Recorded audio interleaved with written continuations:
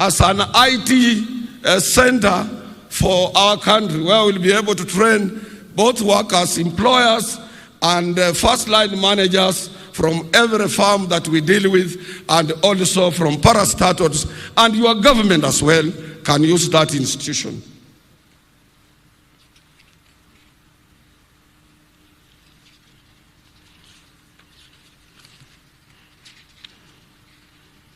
Your Excellency, you appointed me on Social Health Insurance Authority, SHIA. And we are migrating to this new authority from National Hospital Insurance Fund.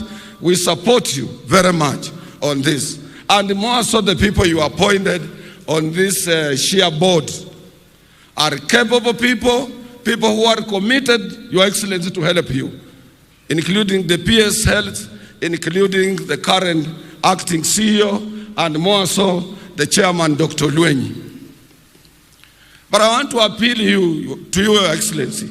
You need to come in and assist us to make sure that infrastructure is within the Ministry of Health, is dealt with quickly, so that we can be within framework of making sure that as we start registration, everything is in order and everything is going on as planned.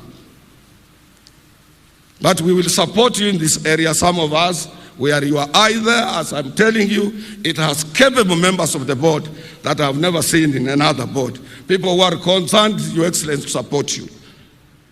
Only little bit extend your hand in support of what they are trying to come up with. On the issue of housing, you remember you did lectures about this when last year during Labor Day, and you convinced us as workers that we must support you. And when I asked your ministry, which is in charge, whether workers will have an opportunity to be on that board, and after consultation with their office, they are allowed us, as per the current act, to appoint one of us on that particular board. The purpose is we as workers will support it financially. But the eye on that board also, when there will be allotment, because we have some shop stewards and workers who have even nowhere to sleep, they will have an opportunity to be housed in this new venture that you have started. And it is not only in Africa. Algeria, they did it. Egypt, they did it. And so many other African countries, they did it. And as I've said, the only problem with our country, Your Excellency, is that we were not used to paying taxes. And when you said everybody should pay tax, it became as an alien issue in this country.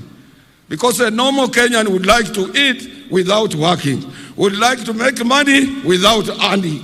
And this is where the problem is.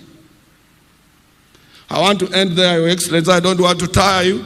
But the last area I want to ask you, because I said I will recognize all good things you have done for workers of this country, and you will continue doing these things. And next year we will be with you, and other years to come, and we will give you support as a pressure group. And when we are called to kiitwa tutaitika sisi. Research yetu inatuambia, Your Excellency, but I don't know what is in your pocket. Kama unaweza kunja macho, because Jacqueline said, oh, general wage increase, that is employer now. It's not anchored on any law. We must have wages council, sit and discuss and see how this general wage works. Let me remind my sister here, my twin sister. In 1972, when our economy was not performing, we were doing badly. The late president, the founding father of this nation, Kenyatta, announced general wage increase at that time of 15%. You can imagine, to everybody. And he also asked employers to increase their workforce by 10% in order to alleviate or to reduce unemployment in our country. Which law was it anchored to? Anything that comes from the mouth of the president, let me tell you, people, anything that the president akikusalamia jambo, that is law. That is law.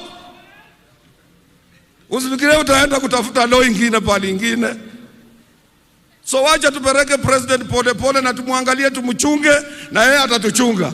Na tunaomba yeye atupatie 22.5% or whatever he has put in his pockets. Ama tena nimesema vibaya?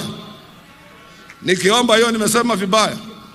And let me remind our economists, even when our shilling was being devalued, we said on 14th of January that this devaluation of our shilling, which was on speedy rush, did not reflect the true economic activities on the ground. Because most of you economists, you are around the year 2007 to 2009, when we had a global economic and financial crisis, when Obama was coming in. This did not affect Africa because our economy is driven, our formal economy is driven by informal economy, which has huge of deposits in our banks. We don't rely to money from outside. Mama Chondo, Mama Mboga, Jua Kali, wanapeleka pesa kwa banki kila siku na Chondo. And that is why our economy is steady. And I want to appeal to His Excellency to give infrastructure to our informal sector, to support them and ask governors in various county governments to make sure that markets are built, the informal sector people are not harassed by taxes and so on. These are the people who drive our economy. And Kenya is one. Hata His Excellency akisema 30%.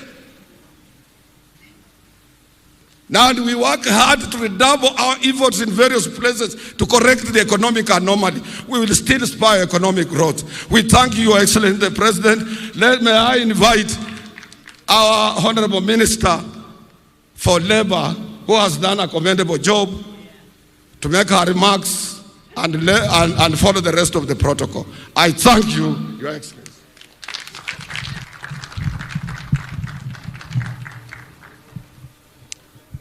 Thank you, Brother Francis Atwoli. Your Excellency, Dr. William Ruto, the President of the Republic of Kenya and Commander-in-Chief of the Kenya Defense Forces, Your Excellency, Honorable Rigathi Gachagua, the Deputy President of the Republic of Kenya, Honorable Judges present, Cabinet Secretaries, colleagues present, Honorable Johnson Sakaja, the Governor, Nairobi County, Principal Secretaries present, the Chairman and Executive Board members of KOTU, Brother Francis Atwoli, the Secretary General KOTU Kenya, Sister Jacqueline Mugo, the Executive Director FKE, Chairs of Committees of Parliament and Members of Parliament present, Ambassadors and High Commissioners present, all distinguished guests, ladies and gentlemen, Hamjambo. It is an honor to mark the 59th International Labour Day in the company of esteemed workers gathered here at Uhuru Gardens, Nairobi. I wish to express my sincere gratitude